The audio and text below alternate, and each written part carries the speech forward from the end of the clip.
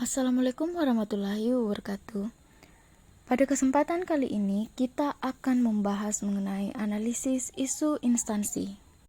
Namun sebelumnya, izinkan saya memperkenalkan diri. Nama saya Nefrit Permatasari, peserta Latsar CPNS Kementerian Agraria dan Tata Ruang, Badan Pertanahan Nasional, Gelombang 1, Angkatan 3, Kelompok 3. Pokok bahasan pada kesempatan kali ini ada 4. Yang pertama, identifikasi dan deskripsi isu aktual. Yang kedua, penyebab terjadinya isu. Yang ketiga, dampak yang terjadi jika isu tidak segera diselesaikan. Yang keempat, rekomendasi penyelesaian. Nah, sebelum lanjut dalam pembahasan mengenai isu, perlu diketahui apa sih manajemen ASN, WOG, dan pelayanan publik itu? Yang pertama adalah manajemen ASN, yang merupakan pengelolaan ASN untuk menghasilkan pegawai ASN yang profesional, memiliki nilai dasar etika profesi, bebas dari intervensi politik, bersih dari praktek korupsi, kolusi, dan nepotisme. Yang kedua adalah WOG, yang merupakan sebuah pendekatan penyelenggaraan pemerintahan yang menyatukan upaya-upaya kolaboratif pemerintah dari keseluruhan sektor dalam ruang lingkup koordinasi yang lebih luas guna mencapai tujuan-tujuan pembangunan kebijakan manajemen program dan pelayanan publik. Yang ketiga adalah pelayanan publik, yaitu kegiatan atau rangkaian kegiatan dalam rangka pemenuhan kebutuhan pelayanan sesuai dengan peraturan perundang-undangan bagi setiap warga negara dan penduduk atas barang, jasa, dan atau pelayanan administratif yang disediakan oleh penyelenggara pelayanan publik.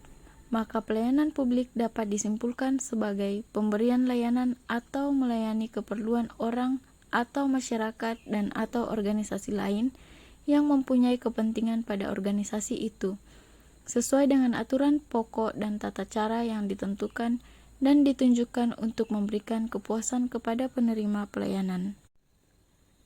Perlu diketahui, dalam pengimplementasian dibutuhkan kolaborasi yang baik antara bidang per bidang, antara kantah per kantah, dan kanwil. Hal itu dapat diwujudkan dengan adanya e-government.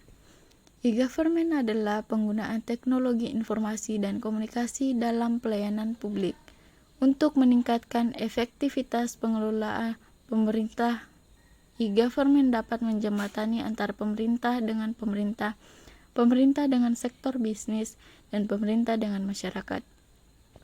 Penerapan e-government bertujuan untuk meningkatkan kualitas pelayanan publik, terutama dalam mempercepat proses dan mempermudah akses interaktif terhadap masyarakat, meningkatkan transparansi dan pertanggungjawaban pemerintah dan masyarakat. Dengan adanya layanan ini, maka akan menghemat waktu, uang, dan sumber daya lain melalui informasi instansi pemerintahan dapat diakses secara mudah dan cepat.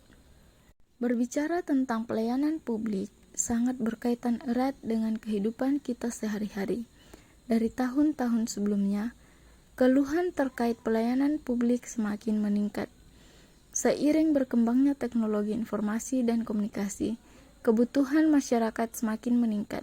Pemerintah dituntut memperbaiki sistem terkait penyelenggaraan pemerintahan dan pelayanan publik.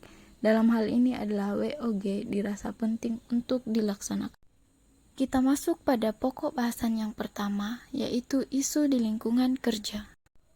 Isu aktual terkait agenda 3. Yang pertama, isu mengenai manajemen ASN adalah antusiasme dari pemohon tidak sebanding dengan SDM yang ada. Yang kedua, mengenai isu WOG, yaitu capaian PTSL beberapa kantah masih sangat rendah. Yang ketiga yaitu isu pelayanan publik, yaitu keluhan masyarakat terhadap pelayanan pengaduan. Pembahasan yang kedua yaitu penyebab isu terjadi.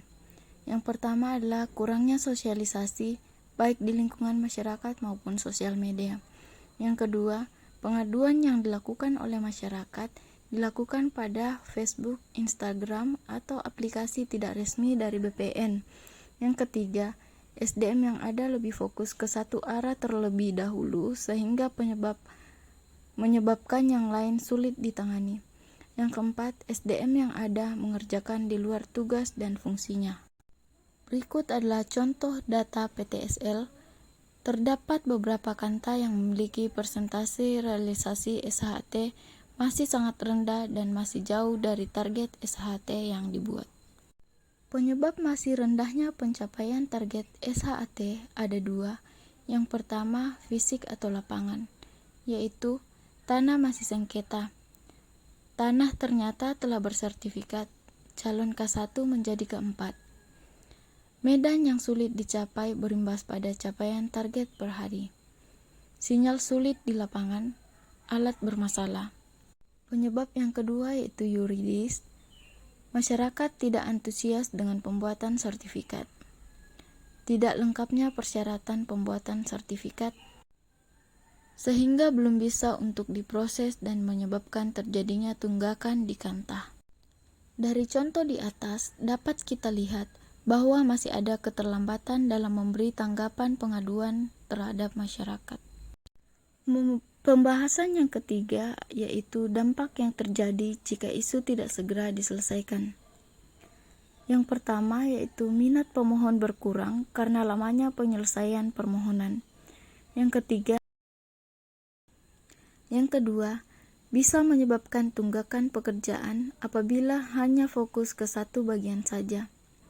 Yang ketiga, hilangnya kepercayaan masyarakat terhadap instansi. Pembahasan yang keempat yaitu rekomendasi penyelesaian. Rekomendasi penyelesaian pada isu manajemen ASN adalah penambahan SDM, keselarasan antara jabatan dan beban kerja.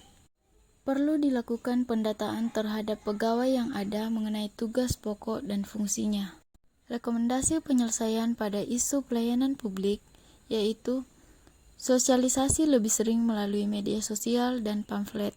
Untuk mengurangi jumlah pengaduan, difokuskan beberapa orang khusus menangani pengaduan agar masyarakat merasa puas dengan respon yang diberikan. Rekomendasi penyelesaian pada isu WOG yaitu diperlukan persiapan matang bagi setiap pegawai dan melakukan pengecekan kesiapan alat untuk mencegah keterlambatan pencapaian target PTSL. Penambahan SDM, pembagian tugas diperjelas agar dapat fokus dalam melaksanakan penyelesaian tugas. Berkoordinasi dengan masyarakat terkait kendala dalam melengkapi berkas permohonan. Demikianlah pembahasan pada kesempatan kali ini. Kurang lebihnya mohon dimaafkan. Terima kasih. Semoga dapat bermanfaat.